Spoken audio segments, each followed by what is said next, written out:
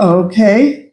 Well, then I get to introduce Scott. And Scott, you have a few more minutes than we thought. We are just so blessed to have Scott Richards with us. He is an author, Christian speaker, host of Richards Revelations podcast, and a Bible teacher. He has also been fortunate to learn more about leadership through the following positions. He has been the LA County Central Committee member, 53rd AD Registration Chair, South Bay Republican Headquarters Office Manager, 53rd AD and 28th SD and 4th Supervisors District Volunteer Overseer. And so he is going to share tonight about leadership. And so, Scott, we are honored to have you tonight. Welcome. Also, just a few more, I don't want to waste a lot of time on this part, but also very much involved in the past of CRA, host committee for convention, presence assistant at the conventions, a whole bunch of stuff involved in there, worked on many campaigns. And had some interesting stories with some incidences that Steve Frank and myself, when we were attacked by union members, but we won't go into that tonight. And it wasn't for crossing the line to go to work. It was simply because we didn't like Gray Davis. And then also over 40 years of ministry. My first job at a church was the age of 14. And then off and on through there, had many different type of positions and pastoral roles and stuff. And so through that, I learned a lot of things about leadership and how to do things one way and how not to do them another. Oftentimes you learn things both the right way and not the right way through those experiences. This is still kind of hot and ringing. Might want to bring you down. Okay, so tonight, restore our community through effective leadership. Now, this is probably one of the few times you'll have somebody come and want to talk about a subject and then undermine their complete subject with their introduction. And I know this is an organization to be involved and engaged in things like that. But I also, which is one of my things later about being consistent, need to be consistent in my belief and philosophy. And that is that we are never going to completely effectively change our community and cultures through political means, through elections, through those type of things, because all of our problems stem through, because number one, the reason I'm saying this is I'm a Christian and I'm going to speak the truth. And so it's a heart issue. Everything it starts with the heart, and the heart issue is the fact that we all are sinners and we're in need of a Savior. And if your heart and your mind has not been changed, then you're going to do things. You're going to compromise. You're going to pass bad legislation. You're going to elect bad people. Bad people are going to get elected. When they get in there, they're going to lie. They're going to cheat. They're going to compromise. Why? They have no moral compass. Their heart hasn't been changed. When you have your life changed, and your mind begins to start changing and thinking, so I'm no longer going to think certain things that I used to think, like, ooh, communism is great. Well, when your heart has changed, you're not going to think communism is great anymore. And so the bottom line is when you deal with the heart, then on all those other things, you can get good legislation, you can get all those other things with the heart being changed. But setting that aside, now being involved in organizations and stuff like that, being involved in politics, we need to talk about organizations and things on effective leadership. A lot of things, there's a lot more information in my book on leadership. And so I'm kind of like forming this for this talk tonight. A lot of that deals with ministry. A lot of that stuff is applicable to what we're talking about today as well. So what does effective leadership look like and so forth? First off, and some of these might seem a no-brainer, but when you dig down and look back, it's like, do I really believe those things? The first thing is you must have a core set of principles that you believe. Now, whether both also personally, organizationally, and any other thing you've got on there, you need to find out what those principles are going to be. What is your belief system? What are those things? For me, in a political aspect, I'm a conservative because of my biblical belief, it has me in the camp of conservatism. So I view first biblically, but then everything else in the political arena, I view through the lens of conservatism. Because I believe, like Ronald Reagan did, that conservatism is the best way to govern things. Smaller limited government, cutting spending, being pro-life, standing up for traditional marriage, all those other things that have always fit in what conservatism is, which a lot of people are trying to redefine that. We see a lot of those things on the left as well, where they'll take a saying or a word or whatever, and they want to redefine what that means. Well, true conservatism is tried and true, okay? So if you say you're a conservative, then what fits into that is you're pro-life. You're pro-traditional marriage. You're for a smaller, limited government, okay? And a bunch of other kind of things. And so when you look at stuff through that, if it doesn't line up with that, it's kind of outside of that style of leadership. Now, if you do not have those, one, you need to come up with those individually and in organization, and I know this one has one, but it comes in the form of a mission statement or something like that. And then you need to put it in stone, put it down, pass it out. Let everybody know that this is what they're signing up to be a part of. This organization or that organization or this ministry, this is what we believe, okay? Because if you do not have those, it's easy to kind of stray off over here. If you don't have a target, if you don't have a set of standards, you're going to hit everything all the time because there's nothing to gauge what you're supposed to be hitting and what you're targeting on there. And also, that way, if people come up and say, hey, we got to get behind this, or we got to support that, you can easily look at that through the lens of conservatism and go, no, it doesn't fit. So you don't even have to take a vote on it. It goes, no, it's not conservative. So we're not going to get behind that. KFC is not going to sell pork hot dogs. So some new person can come around and go, I think we ought to sell, it'll take off and do a lot of promotion and sell pork hot dogs. They don't even have to really think about it. That's not who they are. They know who they are. They sell chicken. So if you have a set of core values as an organization and its principles, anything that comes along, you're going to know whether it fits or not. This also goes into who gets involved. Who are you putting on your boards going forward? Because we're not all going to be here. Someone's going to have to take up after we're gone. So if you want the continuing of our organization to go forward, you need to have other people ready to step into those places. We'll talk about that a little bit later. But you need to have something so that someone, you're evaluating that individual and they're looking at it going, do you believe that? I know in ministry, it's like, hey, this is what we believe at this church and all that kind of stuff. If I'm bringing somebody on staff, it's like, this is what the Bible teaches about this. This is what our view on marriage is. This is like this. And you have to sign a piece of paper that, yes, I agree with this before you get to be put on staff. Because what I don't need is someone that is one of these way out over here, and they're going to come in and now they're part of your ministry, your church, and they're going to start talking about things that you don't believe, you know? So if you believe in traditional marriage and you have places out there going, oh, no, hey, you can marry your computer, you know, whatever you want to do.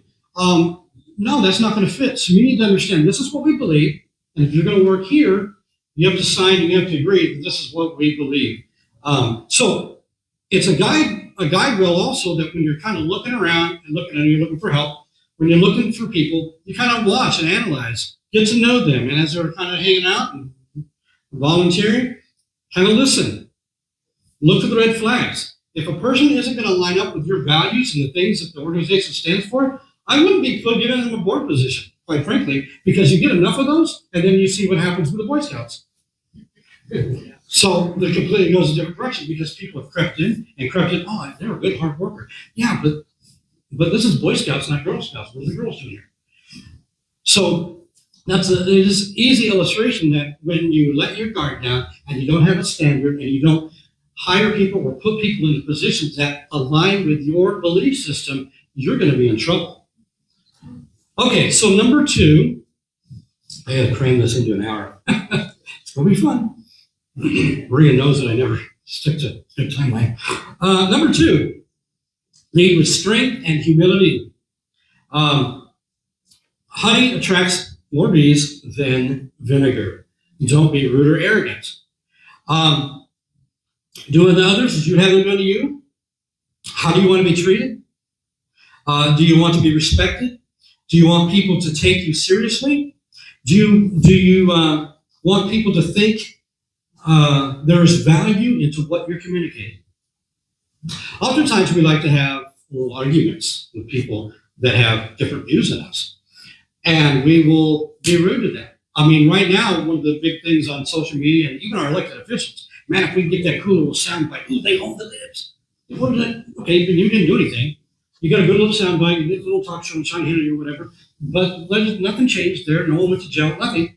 You had a good soundbite, and you got a great memes all over social media, but nothing's changed.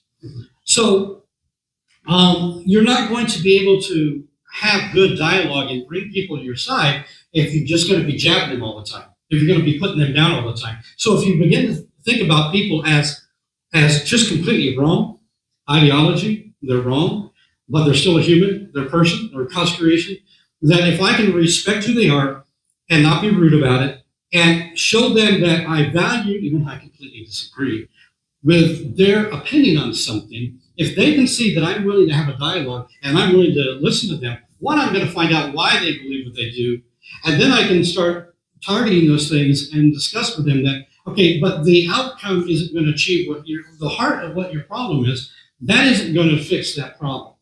And so that I can talk them into, but here's a way of doing that. You know, my property taxes are too much, it's enough. Then why do you keep voting to have tax increases with individuals that raise taxes? So I'm able to have conversations like this lady in the restaurant once. She was complaining about her thing. I go, keep voting Democrat. But I'm like, if you want to see something different, then if you don't like that bill, then why support things that are going to give you that?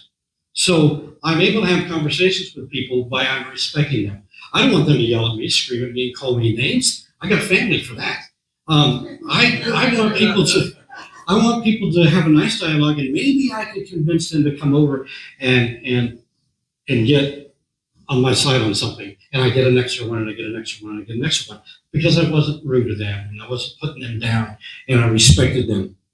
Again, I don't have to agree with what they say, but I also don't have to act like, man, you are just like a lunatic. You are, man, you're like possessed, all this kind of stuff. I don't need to do that. I can treat them with respect. And I'll insert this too. My greatest, took a lot of people off. The greatest president in my lifetime was Ronald Reagan for a lot of reasons. The reason I became a Republican is because of him, because I knew that I had conservative values. One, being pro-life, because I saw what abortion was at the age of 10 and said, that's wrong. I knew in my heart that's wrong. So when I heard him as a teenager speaking, I'm thinking, oh, whatever he is, that's what I am. Because I like this. This sounds smart. This sounds good to me. Ronald Reagan absolutely could not agree at all with the Speaker of the House of the Democrats. But he respected them. He had communication with them. He went to dinner with them. He golfed with them. He hung out with them. And with a Democrat Senate and a Democrat House, he had his agenda passed because they didn't view him as an angry, evil individual. They could dialogue. It's like, yeah, we don't agree on this stuff, but he was respectful enough, and they respected him enough to go, we'll give it. We'll let him have it. We'll give him this and that. Yes, he got mushed over on the whole immigration thing that they say, hey, you give us this, we'll give you that later. And they jacked him up on that. But for the most part, he was able to get his legislation. Plus, he went to the people and said, look, this is what we want to do. You voted for me to do all this kind of stuff. And we want a little smaller limit of government. I'm not signing this bill. If you remember that address for the State of the Union that time, the very first time he did that, and it was consistent that I'm not signing these kind of things. We need something else. And he did it. Now, if he would have, I don't know about you, but like I just talked about before, I kind of work with people that are not fun to work with. And there are people that I kind of distant with. I'm like, I'm not going to hang out with you. I'm certainly not going on vacation with you because you are arrogant, you're rude, you're disrespectful. I don't want you. And I've been on boards before, organizations where someone's just like evil, just the way they are. It's like, I want nothing to do with that person. So do you think I'm more in line to side with them on something, give them something, vote with them on something on the board? No, I'm not. And just because of the fact that they rub me wrong, I'm like, So So if you're constantly tearing somebody down and ripping them, destroying them in public, and then you go, hey, support my stuff, any normal person is going to do that, even if it's something they would have normally been behind. Because right now, there's stuff in Washington's happening that Democrats would normally be right on for. Okay? And we're trying to get this stuff done. We're Republicans doing Democrat stuff, and Democrats normally would have been right along with it, but there's some of these things they're fighting simply because of the chaos and the circus that's going on. Now, some of the stuff I don't think we need to be doing, but they're not even going to vote because they're being torn down. So if we want to be successful in trying to get things accomplished, you need to view people differently than what we've been, in some cases, viewing people and treating people like. Okay, secondly, lead with honesty. And fourth, lead with consistency. I'm going to kind of combine these things with me. I'm glad those flyers in there because I'm not going to be able to see those numbers when you. I'm going to raise them. Okay. I'm just kidding. To be a good leader, to be a good leader, the people you are trying to lead need to be able to trust you. Your words or your mission statement, who you are, what you're about, lose credibility if your actions don't back them up. People do what they see. They want to see action. They want to be led by example. You can make all kinds of claims, but if your actions don't back up, you lose trust of people. You lose trust of people you're trying to lead, and they won't follow you. They won't want to be a part of your organization, your group, whatever you're doing out there that requires leadership. They won't want to do things your way because you have no credibility and they don't trust you. Your integrity, your consistency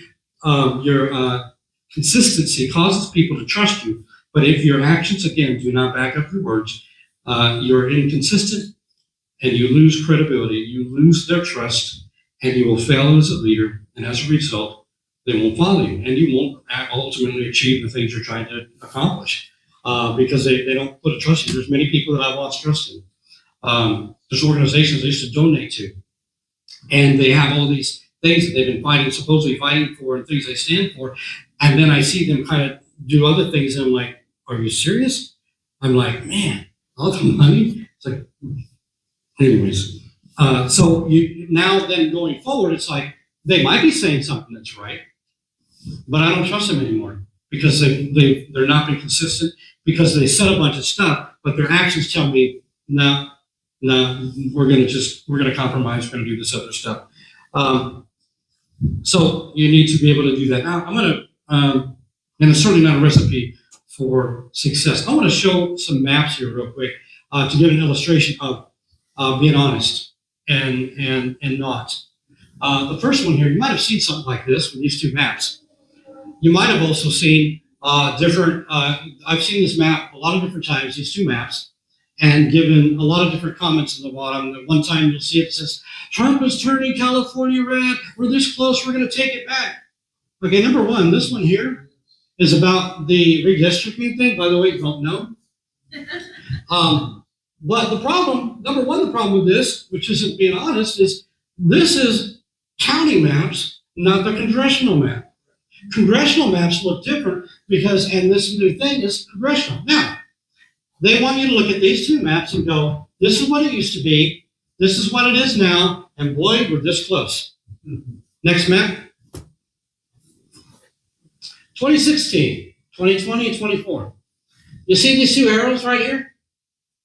And 2016, this is a consistent map of California, this is county, of what happens on statewide elections, presidential, governor, statewide elections, okay?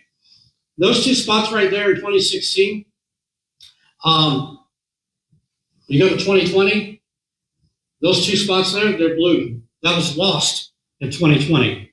It normally goes Republican in 2016. There's a lot of reasons for that. There was I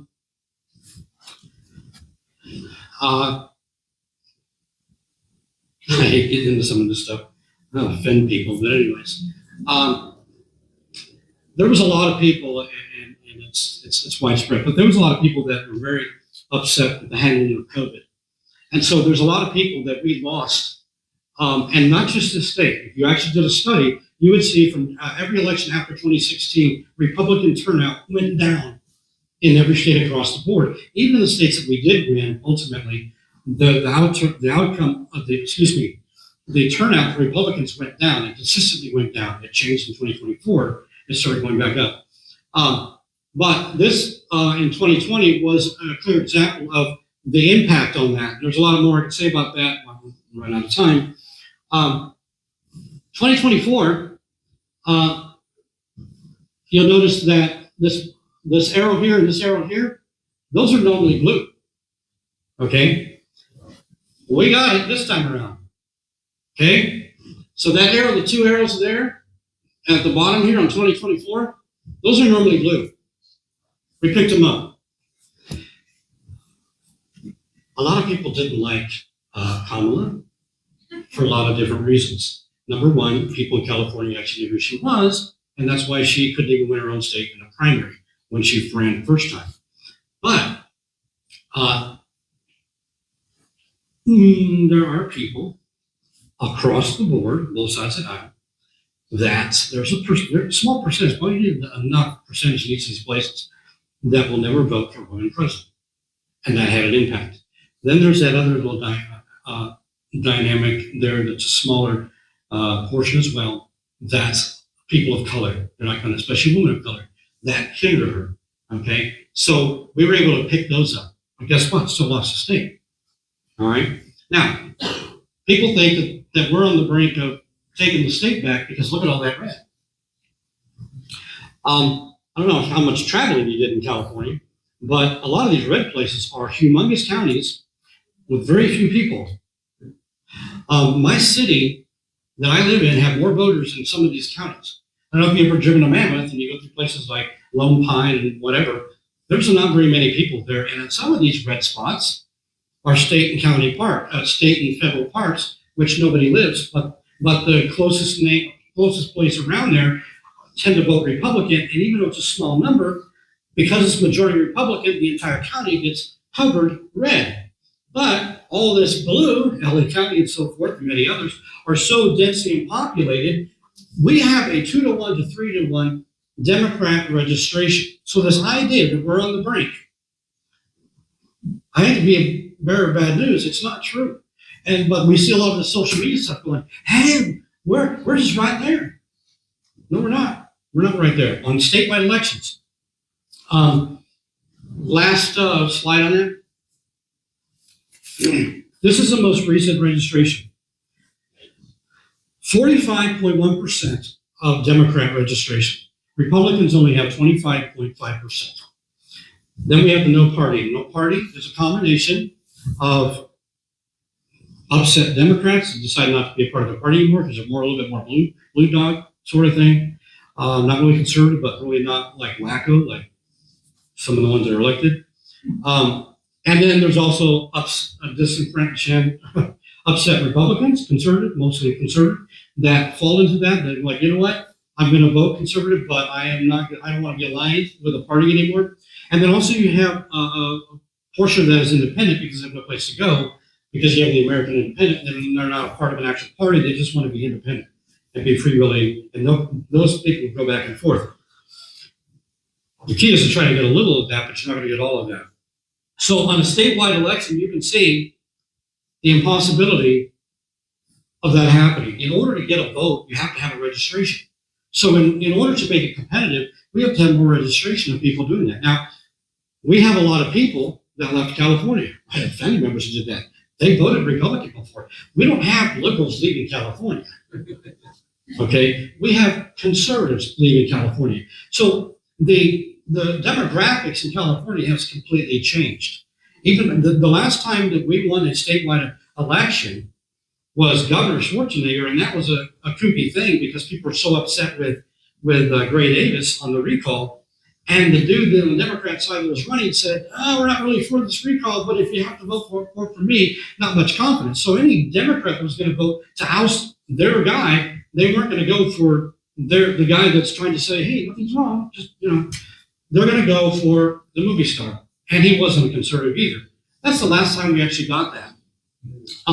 because things have changed a lot. Now, why I bring on this up? For a couple of reasons. One, we need to be honest. Let's not be giving out false information, telling people that, we got this going, and that going. Number two, I know we like to get involved in the big race. I've spent so many years involved in the statewide races only to have it come out the same way. And one thing I used to keep telling myself was I put everything out there. I worked my tail off. I am tired, and I can put my hand on the pedal, even though we lost again. I did my part. But here's the thing. A lot of people will sign up and they give all their money, and you can go back to that first one. A lot of people will they'll donate, they'll get on a governor's race and spend all their energy on that and forget about all the other stuff. Now, on districts, we have better shots in districts of winning some of these seats. Now, how do Democrats end up getting so far out? They start at city council, they start school board. Or they get elected in a seat in Orange County they should have never gotten as a congressperson. So if we were to look at congressional races, assembly races, state senate races, school board, and city councils, and only vote for people that align with our principles for that, that's how you begin to start changing, because we can win there. We can win those, because there's enough of a mix-up that we can win those type of races. But we spend all this energy on these statewide races, and a lot of these other people that are begging for help, begging for money, don't get it, and they ultimately end up losing. Now, the best place to start is in the primary. A lot of people wake up in the general. Find the best conservative candidate in the primary and get behind that person and push them through, so hopefully they get a shot in a general election on these different offices, and hopefully do something with that. So, anyways, I know it's a little tangible, kind of off thing, but it kind of ties in to being honest and truthful. And then what we do with that information, we're going to just give up? No, look for places you can make a difference, because we tend to a lot of times, like I said, I worked a lot of those big statewide races and didn't have the energy, didn't have the money to work on some of these other races that were probably even a lot easier to win, but because they didn't have the manpower, they end up losing. They come up short just by a few votes sometimes. So there's that. Now, moving on. Number 5, lead by having a succession plan. I do with a lot more of this in the book, but I just want to touch on this. The concept of succession planning may seem distant or even uncomfortable for some, especially for those deeply invested in their current position. However, it's a vital aspect of faithful leadership, assuring a smooth and healthy transition when the time comes for a change in leadership. Think of it this way. You have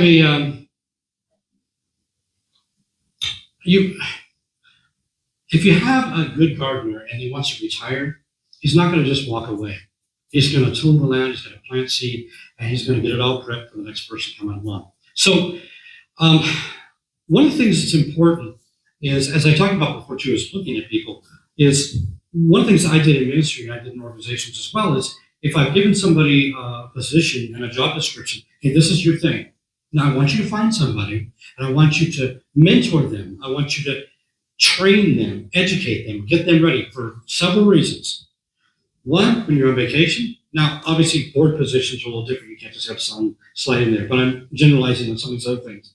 When you're on vacation, I don't want my sound guy not there. I want my sound guy to be there. So have somebody there. You go on a business trip, you're not there, you're sick, whatever. Or something happens where you need to step aside medically, or a bad medical situation happens and you're not here. And all of a sudden there's a vacancy in something. There's no one ready to go. There's chaos. There's like, who are we going to have write checks? Who are we going to have do this? Who are we going to have do that? If you are looking for people and you're educating them and mentoring them or preparing them to step in so that you can pass it on, the torch to the next generation. And I would recommend the next generation. If I'm, gosh, I don't even like to think about my birthday coming up. Anyways, I don't want to pick somebody my exact age. I want to go because I want a lifespan a little bit longer of someone else to have longevity to be there. So I'm going to look for somebody younger because I like to blend a younger, more energetic generation along with the mature, smart people that have been around a while. So kind of blend that. And so they can gradually transition. So even those younger people in there, they're there for a while, and little by little, and they're looking for somebody so that there's a longevity in the organization, church or ministry, whatever, because you're ready to go. It happens in church too. You know, a guy's got a church, he planted whatever, and all of a sudden he has a heart attack. He's gone. Now what? We've had that happen. I was on staff at a church. The guy had a surgery. Everything went well. Was in the hospital, got a blood clot in the leg. Boom, he was gone. We didn't have a succession plan. We thought our pastor would be around forever. Well, not ever, but whatever. So there was a whole long time of guest speaker, because there was no one being mentored and trained to be able to, they could step in at any moment in that spot if they needed to. They've had pulpit time. They were part of all aspects of the ministry so that they could take the reins if they needed to. The same thing with an organization. Getting hoarse voice. This whole thing, we had a little game yesterday, and I was expressing my excitement. So my voice is a bit hoarse. But having somebody that's trained in what you do, and bringing them along your side, even bringing them in a board meeting, stuff like that, I wouldn't give them access to bank accounts, stuff like that, but showing them how to do that kind of stuff, so that when you want to step back and take a lighter role, or you need to, medically or whatever, there's someone that can step in and you're good to go. So a smooth transition, having a succession plan, instead of going, I've done this for 85 years, now what? If I've trained nobody, I've got nobody ready, we got a vacancy, and then there's some problems with the succession, with the successful impact that an organization, ministry, or otherwise can have, because now there's disruption. There's not a smooth transition. Same thing in business. Good business people are always having somebody ready to get right in there. Okay.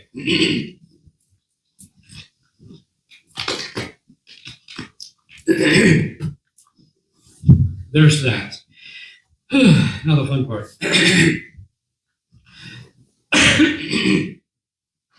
Lead with cleaning your own house. We have a thing that we always say in our life as a Christian is get your own house in order. If you live in a neighborhood and you got an out-of-control teenager down the street, you're focusing on the out-of-control teenager. You want the neighborhood to get better, and all your attention is on the teenager that's going crazy over here and all this kind of stuff. It doesn't matter if that kid gets it under control and gets his life turned around. If you got an out-of-control kid in your own house, your house is still chaotic. I don't know. I was a good teenager, but I've seen not good teenagers, and it's not fun all the time. But oftentimes there are people that think, my kid's great. Now, I had a grandmother that had believed in one of her grandkids was just wonderful. Like, the dude's in and out of jail. What do you mean he's wonderful? He's not, he's like a step brother way out there somewhere, whatever. And I'm like, the guy's always, he's just, it could not see that there was a problem. It's always somebody else's problem, always somebody else's fault. I go, no, we got a problem. It's in our family. So we can spend all our energy criticizing the Democrats, and there's plenty to do on that. Criticizing, but they're not going to change their mind. That doesn't give you good legislation. That just gives you something to argue about, complain about, okay? But when you have people in our own party doing some of the same stuff, and we're going to pretend like it's not happening, it's like, no. If we're going to effectively lead with good legislation and good policy from a conservative perspective, then we need to hold the people in our own party who are supposedly supposed to do that, believe in smaller limited government and all these other things, hold their feet to the fire, point that out. But for some reason, we can't speak of that. We got to keep quiet. No. We're only going to talk about them, and we're never going to mention this kind of stuff, the things that are going on. And so when you see legislation being passed and we want to spin it, this is so great. Really? $37 trillion in debt. We increase the debt ceiling. The cuts don't come until 2029, 33, 35. And by the time we can even get close to that, the interest on the debt alone is going to erase any cuts that we're going to get. We can't say that because we did it. See, it's okay if we spend money, but it's not okay if they spend money. That's not conservatism. And if we're going to be effective, then it's like, you know what? Get on the horn to our own people and say, stop it. We're not okay with this. But to sit there and call, oh, we're wonderful. You guys are wonderful. You're great. You're wonderful. This is so great. No, they're not. They're going to keep doing it if you keep praising them. You call them up, you give them a hard time and hold their feet. You know, you can call Democrats to your blue in the face. Do you think they give a rip what you think about their votes? No. But if you tell someone that they're in your district, look, I voted for you and I ain't put up with this anymore. You're out of control. You need to cut spending and all this kind of stuff. So there's a whole lot of different things like that. I don't know about you, but I like my personal medical stuff private. It's my personal business. But we're not allowed to talk about how right now our administration is putting together these things to have federalized database of all of our medical records. That ain't okay with me. I'm not okay if a Democrat does it. Why do I want to be okay if a Republican wants to do it? Guess what? We can order our medications on a federalized website that sells drugs, and now guess who gets information on the drugs I'm taking? Why? Why would I think that's a good idea? Oh, but we're doing it, so it's okay. See, if we're not going to stay consistent with the things that we believe and supposedly believe, as a conservative, and normally we would say that's not okay, because I guarantee you, if a Biden or a Harris or somebody did some of those things, or Democrats were in charge of spending all this money, we'd be yelling. We'd be yelling. But we're not. Because we want to have our ears civil and believe what we want to believe. That thing that I showed you that gets passed around, you know how many things get emailed around and passed around on social media that's like, I see something, it's like, I want to believe that. That's cool. It's bad about a Democrat or good about my party or somebody. Oh, I quickly share it. It's like, did you check it out? Do you know it's even true? I want to believe the worst about them and believe the best about me or my people. It's like, there's so many times we find out that's not even true. We're passing around propaganda. We're passing around stuff that's not true. In some cases, I wish it was true, but it's not. It's kind of like that map thing. I wish we were this close, but we're not. This one's going to get me in hot water, but I am who I am. Nice knowing you. I'm pro-life, completely, 100% pro-life. As I said, at the age of 10, when I was at the Strawberry Festival, going through that big information tent with all the tables, and I walked by and I saw what an aborted baby looked like. And I asked my mom, what the heck is that? And she says, well, that's what happens when the mom doesn't want a baby anymore. And they go through these, they go see a doctor, because back then you didn't see a doctor, and they get rid of it. And so it's all the saline and the ribbon and all that. And I said, in my heart, as a young, I think I'd saved at 6. I understood the gospel. I knew what truth was. And I knew the difference between right and wrong. And I knew that was wrong. And so I became pro-life at 10 years old. Didn't even know the term. I just knew that was wrong. Which is why I consistently voted pro-life. We are redefining what pro-life is. Not we, I haven't. But Republicanism, in some circles conservatism, is redefining what pro-life is. See, we're okay with murder of so many babies over here because we ought to win elections. How many people actually even looked into the data? Okay. In years past, if we had a candidate actively get involved in having the ban on abortion in Arizona overturned and pressure Republicans to vote with Democrats to overturn the ban, we would not have said that's a pro-life position. Somebody in the debate that says, I will absolutely not sign a ban on abortion, national ban on abortion, which, by the way, was part of our platform for umpteen years, that our desire was to get to the point where we could pass a national ban on abortion, because that's where it needs to happen. It's not a states' rights issue. It never has been, just like slavery is not a states' rights issue. There are moral things that go beyond a states' thing. And we have always said in our platform, we want a national ban on abortion. But now we erased that. We're not going to do that. And now we are going to move it to late term is the term abortion. Okay, so in any other thing, what does that mean by the author? What does that mean by the person? Now, I can go into how we got that platform. I'm not going to waste time here because we're going to run out of it. But it wasn't from our platform committee. It was a campaign person at a campaign that wrote it and forced it down our throats. But the terminology was changed to late-term abortion. So from the person that decided that was going to do that, what does that mean to them? Well, at any given interview, small gathering like this or whatever, not really small, but some other gatherings, or any kind of interview, it went from 15 to 16 weeks, is what that means, 15, 16 weeks. So, from a statistical standpoint, there was no difference between the Republican Party and the Democrat Party in our national presidential election this time, and here's why. And we tried to spin it going, it's so horrible because they believe in this over here. And there's a lot I can say about that and the chopped video that made things sound a certain way. But 93.5% of all abortions happen by the 13th week.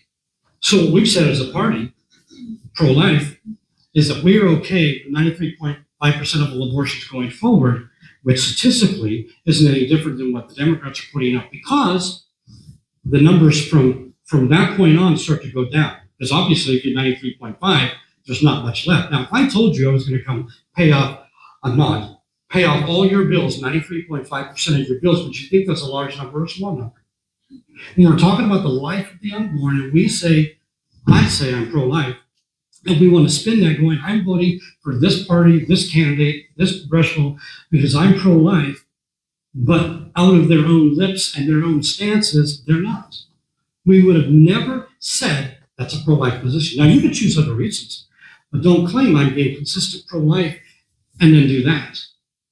Again, we have to clean our own house up. So, is anyone going to raise a flag? Is anyone going to go try to change the platform in the future? Are we ever going to come back and start preaching pro-life? Or are we going to just stay with, we're cool with murder of the unborn child now? Praise the Lord. Let's go to church. Sorry, that's inconsistent. And when people see that, they go, you're not consistent, I don't trust you. So I got a lot of flack. I lost a lot of friends, I got to tell you. Because on my social media and stuff like that, I'm because I can't fix the other side, I want to challenge my side.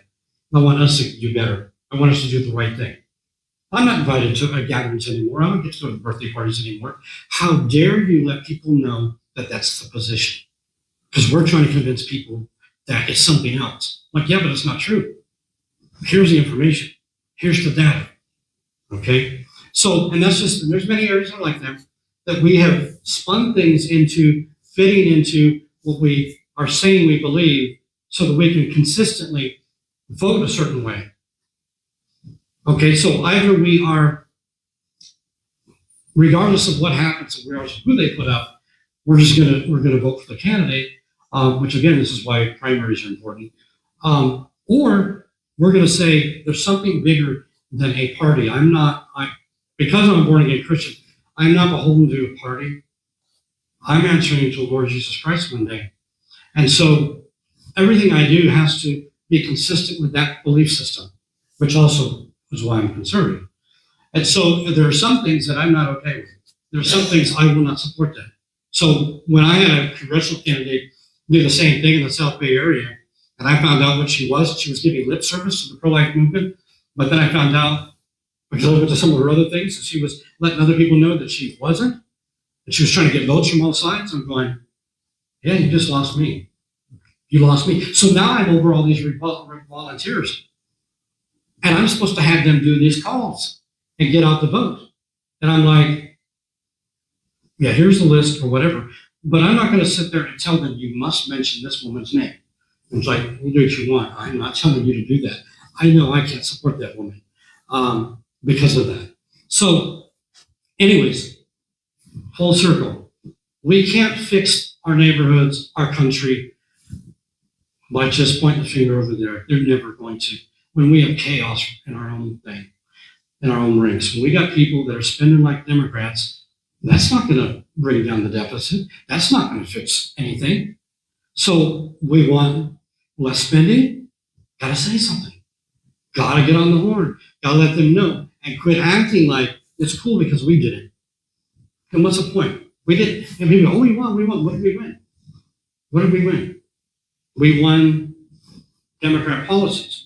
Because we've got all the spending going on. Over $1 trillion a month just on interest. I probably won't be around. Well, maybe, I don't know, I'm not that old. When we all collapse because we just can't sustain it. But we're not allowed to say that out loud because we're the good guys. We're the good guys. Now, like I said, hours and hours and hours, boots on the ground, elected in the party, Republican Party, to do stuff. But at the same time, I'm like, you guys have left. Ronald Reagan left the Democrat Party. Well, he didn't leave the Democrat Party. He said the Democrat Party left him. And I kind of feel that's where we're getting to where, the Republican Party left me. I've been consistent conservative, and they have gone, whew. And the problem is as wacko, as far left as the others go, we kind of close the gap, but we want to sit there and go, we're still not as bad as them. Yeah, but you're worse than a 90s Democrat. How could that be okay? It's like, no, we need to fix things, okay? So if you want to be effective, we got to clean our own house up. Look at the people. How do we get a hold of you, Scott? My stuff's over there on the table. Oh. Anyways, I'm through, but yeah, we gotta fix things up. Do the local stuff. Get those good people there. One more thing. Ted Lieu, who's a congressman right now in Washington. The guy, when I first met him, he got elected in city council, city of Torrance, where I lived. And then I watched him go from there to the assembly, and to where now he's causing trouble in Washington. Now, had enough Republicans wiped him out at city council and not allowed him to ever get a seat, he might have never been able to get to Washington. So if we can win those places and keep control of these local things, the stepping stone is harder to do because the whole, they like to get this election, get that thing, get elected there, and then they can get the big stuff. Well, if you never let them get the little stuff, it's hard to have a nobody get the big stuff. So win the small stuff that we can win, and see what happens. All right, I'm done. You can all hit me now.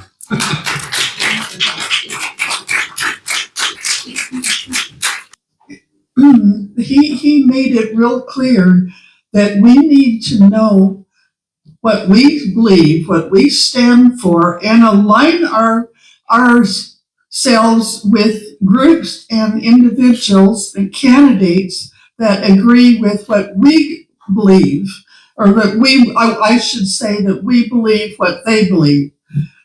Otherwise, we are supporting people that we shouldn't support.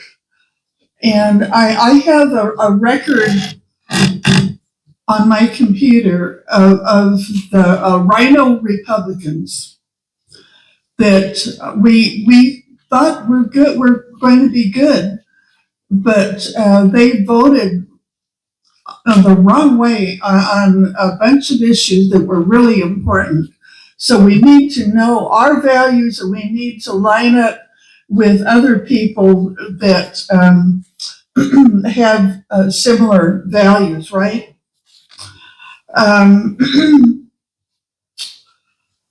Okay, if you are considering being a member of Eagle Forum, Stephanie is here to help you. And if you become a member between now and the end of this year, it will be good for next year.